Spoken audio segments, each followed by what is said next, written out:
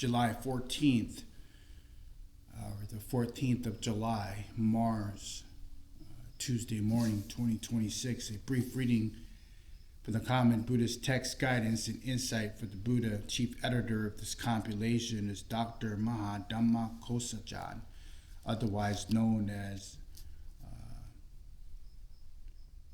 Maha Brahma Pandit.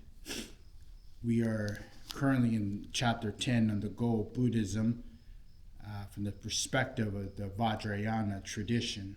Activities of the Buddha, spontaneous manifestation. The last chapter of the Jewel Ornament of Liberation describes spontaneous activities of the Buddha's body, speech, and mind. It utilizes a number of evocative similes from the Uttaraya Tantra to describe how the Buddha manifests all those spontaneously from the non-conceptual state of mind in response to the various needs of sentient beings. Arousing the awakened mind first and practicing the path and finally attaining Buddhahood as a result are all just for the purpose of dispelling sentient beings' suffering and making them happy. When you become a Buddha, you dwell without any conceptual thought or deliberate effort. But while the Buddha does not have any thought or intention to benefit sentient beings, their welfare is spontaneously, incessantly accomplished. How does that happen?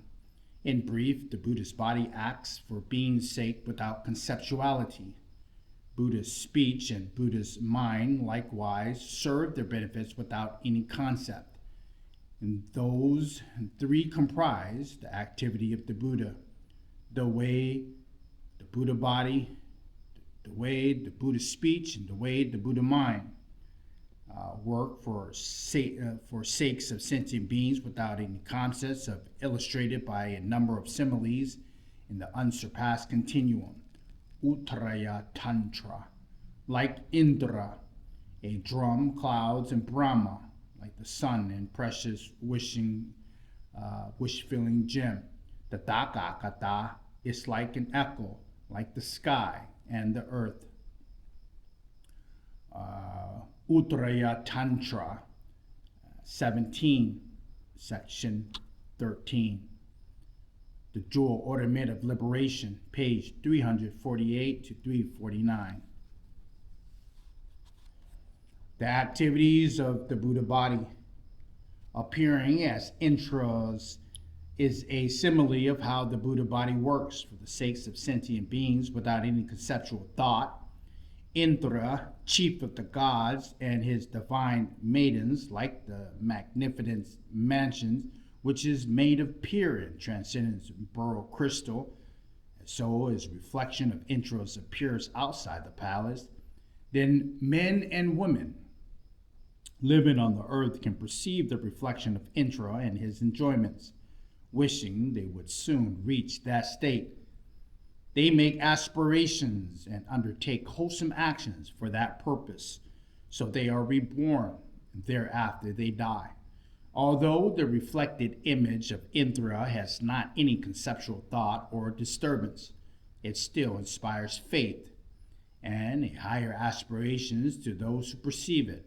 Likewise, those who perceive all the various miraculous displays, such as walking, standing, sitting, lying down, and teaching the Dhamma, or meditating by body of the Buddhas adorned with the major and minor marks of a great being, are all inspired to faith and aspiration by those appearances.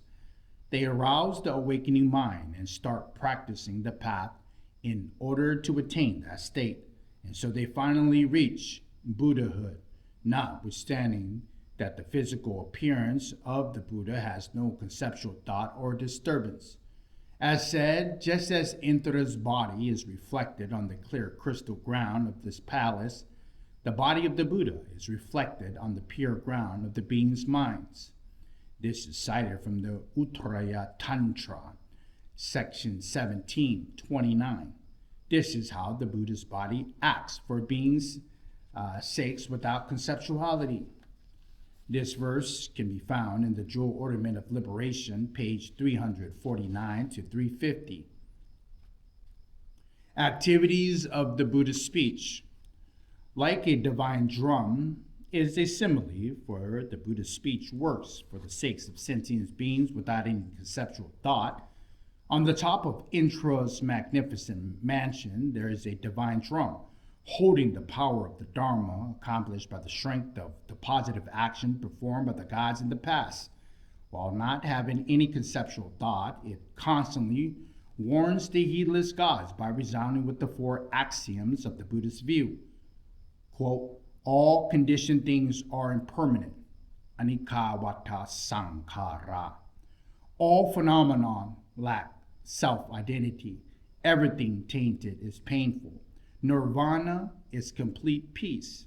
And as is said, just as the Dharma's drum reminds forgetful gods of impermanence, painfulness, lack of identity, and peace through the force of the gods' previous beneficial karma without any effort, without stop, without any mental form or conceptuality.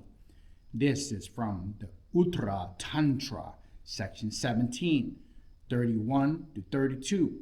Likewise, the speech of the Buddha through free of deliberate effort, vidya, and analytical conceptuality, yoniso manasikara, teaches the Dharma to fortunate sentient beings in whatever way it is appropriate.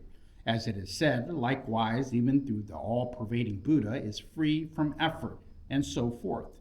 Buddha's speech pervades all beings without exception, teaching the Dharma to those fortunate ones. This is the way the Buddha's speech works for sentient beings without conceptual thought. This verse is cited from the Jewel Ornament of Liberation, page 350 to 351. Activities of the Buddha mind. Like a cloud is the simile for how Buddha mind works for the sakes of sentient beings without any conceptual thought. It's like a cloud gathering without any deliberate effort in the summer sky and pouring down rain on earth. Without any conceptual thought, they make the various crops perfectly grow. As it is said, just as the clouds in the summer raining down a mass on the water of the earth without any effort make the harvest grow. This is the verse from Uttaraya Tantra, section 17, verse 42. Similarly, the activities of the Buddha mind is poured down on rain of the Dhamma without any conceptual thought, ripening the harvest's wholesome actions, as it is said. Likewise, from the compassionate activity of the Buddha, pours down the rainwater of the sublime Buddha Dhamma without any conceptual thought for the sakes of beings ripening their harvest. Quoted in the Uttaraya Tantra, section 17, verse 43. That is how the Buddha mind works for the benefit of sentient beings without being conceptual in thought. Like Brahma, the king of the gods, can show up in all divine worlds while not shifting from the Brahma world. Similarly, the Buddha works through performing the 12 deeds for those who are to become his disciples while not moving from the Dharma body. As it is said, just as Brahma, king of the god, appears effortlessly in all divine worlds while not shifting from the Brahma world, likewise the Buddha effortlessly displays emanations for the fortunate ones throughout the three realms while not moving from the Dhamma body. This quote is cited from the Uttaraya Tantra, section 17, verse 54. Like the sun, the rays of the sun can cause various lotuses and innumerable other kinds of flowers to simultaneously open their petals without any conceptual thought. Likewise, the light rays of the Buddha Dharma, while not having any thoughts or intentions, can open the mind lotuses of disciples of incalculable types and interests, as is like the sun shining its light all at once without any conceptual thought makes the lotuses open their petals and ripens different types of flowers. Likewise, the light rays of the sublime Dharma from the sun of the Tathagata shines on the lotuses of the disciples without any conceptual thought. This verse is cited from the Uttaraya Tantra, section 17, verse 58 through 59. Another way to take this simile is that just as the sun is reflected at the same time in every pure water vessel, the Buddha also appears simultaneously to all disciples who have pure vision. As it is said, the sun of the Tathagata is reflected in innumerable ways simultaneously in the water vessels of each pure vessel. This is cited from the Uttaraya Tantra, section 17, verse 62. The wish-fulfilling jewel, even through the wish-fulfilling precious gem, has no conceptual thoughts. Its effortlessly produces water is needed and asked for in a similar way, relying on the Buddha. Although different kinds of disciples can attain their intended purposes. As it is said, just like a wish-fulfilling gem, through having no concepts, can simultaneously fulfill the different wishes of all those living within its sphere of activity. Likewise, through people with different intentions will hear various versions of the Dharma when listening to the wish-fulfilling Buddha. He does not have any concepts. This is also cited in the Uttaraya Tantra, section 17, verse 67 through 68. The echo, the earth, the sky are all similes for how the Buddha works for beings' sakes without any conceptual thought. This is cited from the Jewel Ornament of Liberation, page 351 to 54. Thus, this ends Chapter 10 on the goal of Buddhism from the perspective of the lesser vehicle, the Vajrayana tradition. We also accumulated and covered the Theravada tradition, the Mahayana tradition, and the Vajrayana tradition. As we pick up on the next part, on part 3, the Sangha, or spiritual community.